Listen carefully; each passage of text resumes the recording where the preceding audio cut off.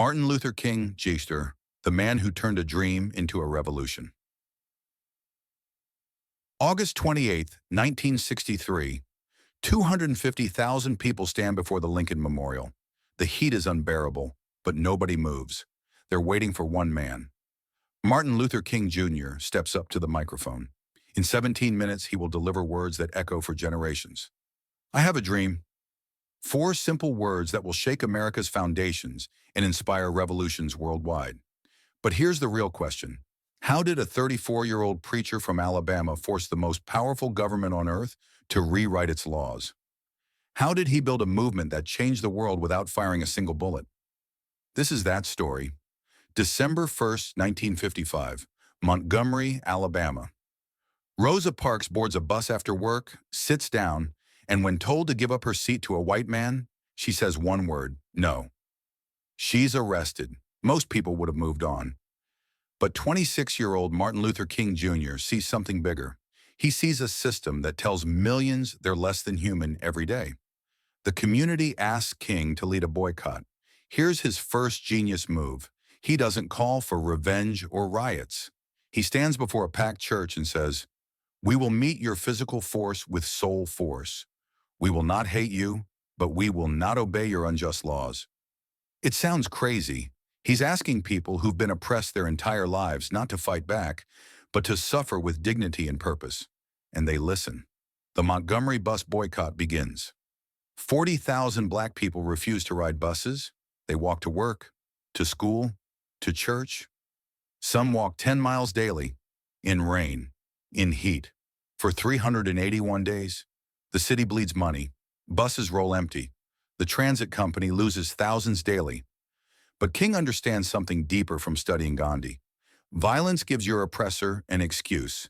It makes you the villain. But peaceful resistance, it forces your oppressor to reveal their true nature. When you respond to hatred with dignity, you create a moral contrast so stark that people must choose sides. November 13th, 1956. The Supreme Court rules bus segregation unconstitutional. They won. Working-class people with no weapons, no power, no money defeated a century-old system. King realizes this isn't just about buses. This is about rewriting society's rules, and he's going to scale it up. 1963, Birmingham, Alabama, the most segregated city in America, nicknamed Birmingham for constant attacks on black homes. King looks at Birmingham and sees the perfect stage. He launches Project C for confrontation. Daily marches, sit-ins, filling the jails.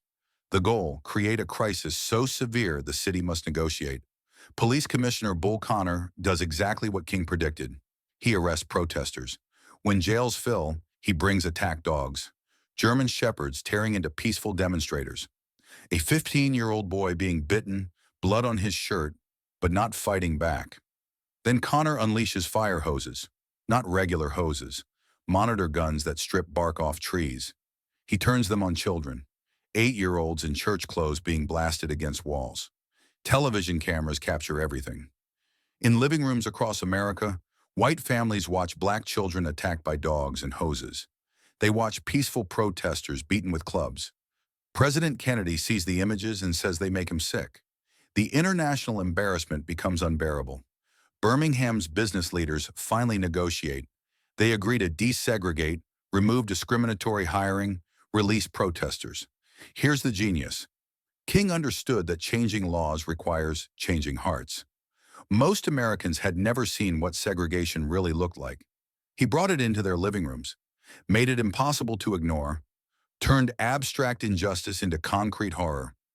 But his most powerful weapon wasn't in the streets. It was written in a jail cell. April 12th, 1963. King is thrown in solitary confinement in Birmingham. No mattress, no light, just darkness. 8 white clergymen publish a letter calling his actions unwise and untimely. They tell him to be patient, to wait. King's blood boils. His people have waited 340 years. How much longer? He starts writing a response on newspaper margins, on toilet paper, on smuggled scraps. What emerges is the letter from Birmingham Jail.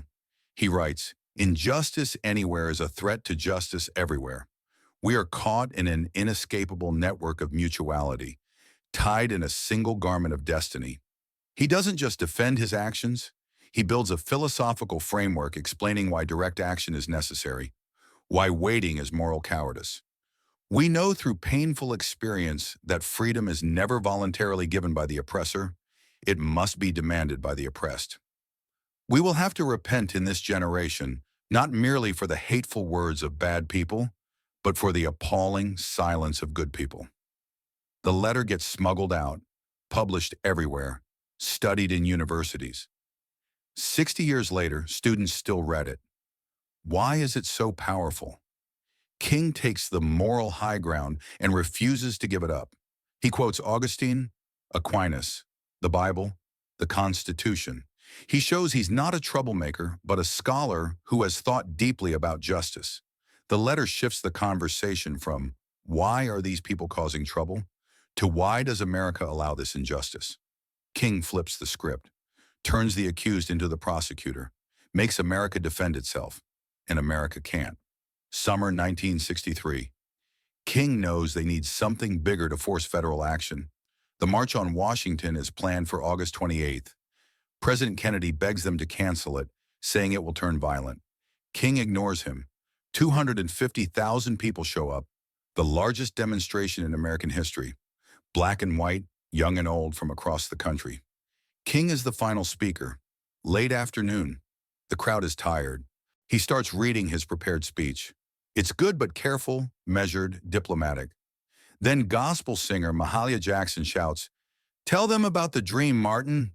King pauses, looks at his notes, then pushes them aside. What happens next is pure improvisation.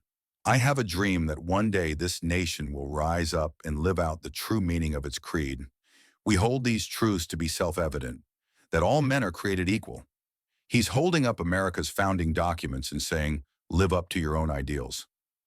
"I have a dream that one day on the red hills of Georgia, sons of former slaves and sons of former slave owners will sit together at the table of brotherhood.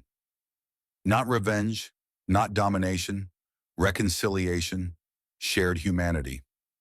I have a dream that my 4 little children will one day live in a nation where they will not be judged by the color of their skin, but by the content of their character." Every parent feels it. What parent doesn't want a better world for their children? His voice rises, becomes musical.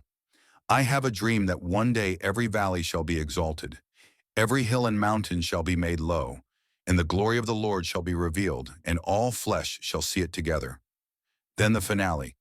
"When we allow freedom to ring from every village and hamlet, from every state and city, we will be able to speed up that day when all of God's children will join hands and sing, 'Free at last, free at last. Thank God Almighty, we are free at last.'" The crowd erupts, people crying, shouting, embracing strangers. They know they've witnessed history. That night, networks play the full speech. Millions watch. It's translated into dozens of languages within days. The speech reframes the civil rights movement from a black issue to an American issue, a human issue demanding everyone take a stand. King doesn't exclude anyone from his dream. He invites everyone in.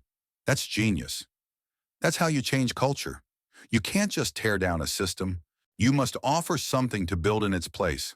The dream speech does that. It gives a vision so beautiful, so morally clear, it becomes inevitable. The speech creates momentum, but King knows momentum isn't enough. You need laws. November 22nd, 1963. Kennedy is assassinated. His successor, Lyndon Johnson, sees an opportunity. He tells King, "Keep the pressure on. Demonstrations continue.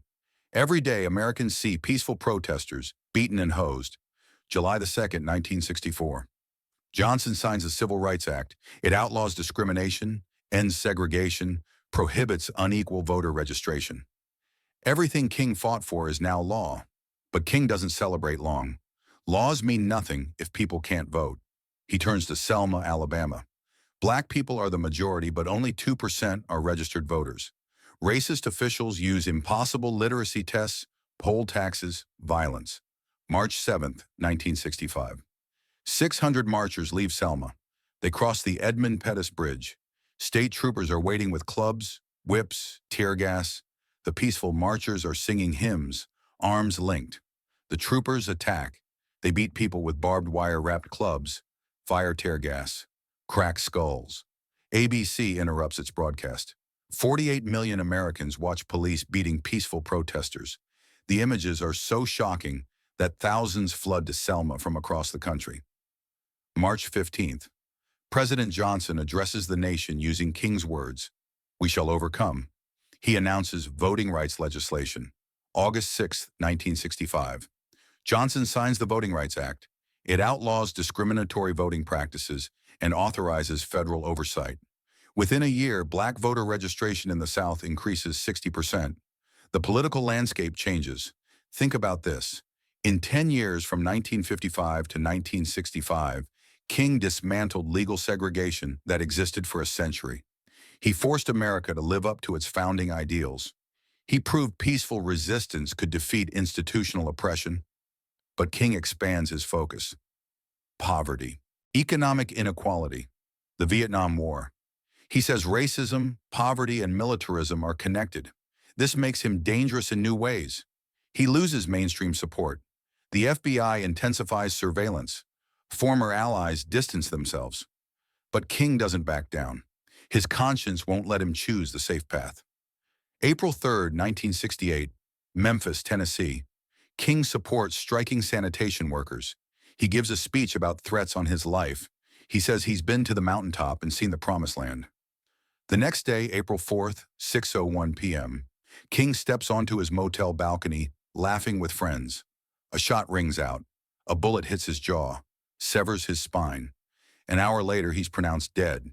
He's 39 years old. Riots explode in over 100 cities. Washington burns. Chicago burns. The nation grieves. At his funeral, 100,000 gather. Another 120 million watch on television. His coffin is carried on a simple farm cart pulled by mules, symbolizing his commitment to poor people. Here's where the story could have ended. But it didn't. King's death transforms him from controversial activist to martyred saint. 4 days later, Congress passes the Fair Housing Act as tribute. His words and methods spread worldwide. Nelson Mandela studies King's techniques during 27 years in prison, then uses them to dismantle apartheid. Solidarity in Poland uses King's playbook to challenge communist rule. People power movements in the Philippines overthrow dictators. Peaceful revolutions bring down the Soviet Empire. King's blueprint becomes universal. His speeches are translated into every language. Students in Beijing, Prague, Cairo study his tactics. In 1983, his birthday becomes a federal holiday. In 2011, his memorial stands on the National Mall next to Jefferson and Lincoln. But King's real legacy isn't stone or holidays. It's how he changed humanity's understanding of change itself. Before King, progress meant violent revolution. That was the story of France, Russia, independence movements everywhere. King offered a different path. He proved moral clarity with strategic nonviolence could be more powerful than weapons. He showed you could defeat an enemy by appealing to their conscience. He changed the grammar of resistance, gave every oppressed group a playbook for liberation that didn't require becoming monsters. Most importantly, King reframed justice itself, not as punishment or revenge, but as reconciliation, as lifting everyone up together. Injustice anywhere is a threat to justice everywhere. 7 words that tell us we're all connected, that we can't ignore suffering because it will eventually reach us, that we must fight injustice even when we're not personally affected. Today, every peaceful protest walks in King's footsteps. Every act of civil disobedience uses King's tactics. Every time someone says, "This is not who we are," they echo King's strategy. Black Lives Matter, King's blueprint. Climate activists, King's tactics.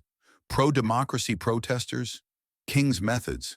Workers striking, King's philosophy.